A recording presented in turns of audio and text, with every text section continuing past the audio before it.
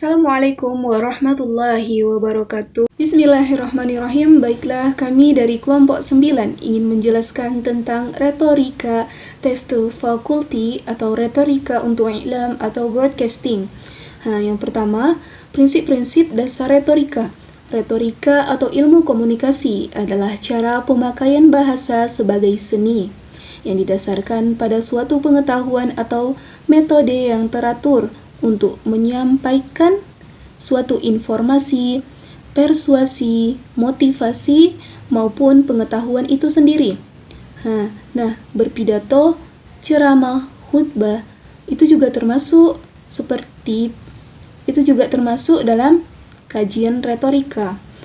Adapun prinsip-prinsip dasar retorika itu yang pertama, penguasaan secara aktif sejumlah kosakata bahasa yang dikuasainya. Semakin besar jumlah kosakata yang dikuasai, maka semakin pandai pula kita memilah kata-kata untuk disampaikan.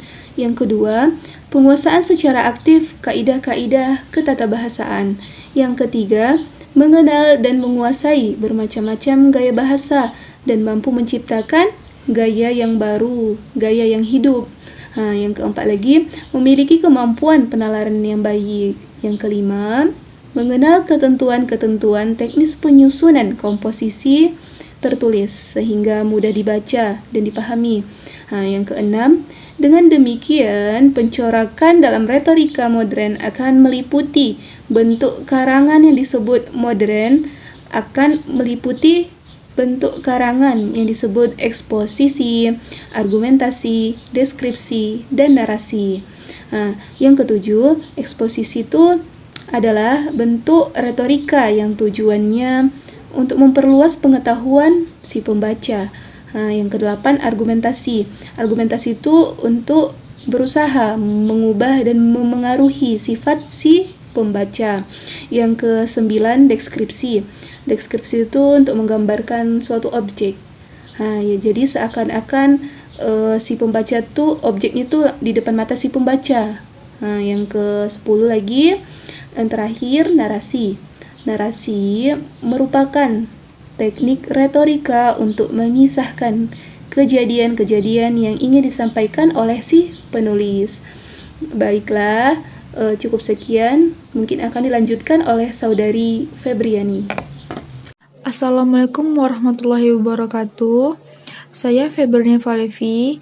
Pemateri kedua akan menyampaikan hukum retorika Teste Fakulti tentang broadcasting. Menurut Aristoteles, ada 5 hukum retorika dalam public speaking, yaitu penemuan. Penemuan ialah pembicara harus mencari atau melakukan riset terhadap informasi yang berhubungan dengan topik yang dibahas. Yang kedua yaitu penyusunan. Penyusunan yaitu informasi yang dicari dan dikumpulkan disusun ke dalam struktur presentasi. Yang ketiga, gaya bahasa. Ialah pemilihan bahasa sesuai dengan karakteristik audiens sehingga mudah dipahami. Yang keempat, memori. Memori ialah pembicara harus mengingat informasi yang telah ia susun. Yang kelima, penyampaian, yaitu cara menyampaikan informasi menggunakan gerakan tubuh, intonasi, ekspresi, dan volume. Yang kedua ialah menerapkan prinsip-prinsip retorika Teste Fakulti dalam kegiatan broadcasting. Seorang dai dapat memaparkan materi dakwah kepada jamaah haruslah menguasai retorika dakwah itu sendiri, sekaligus mampu menerapkannya dalam berkhutbah di hadapan puluhan, ratusan, maupun ribuan jamaah.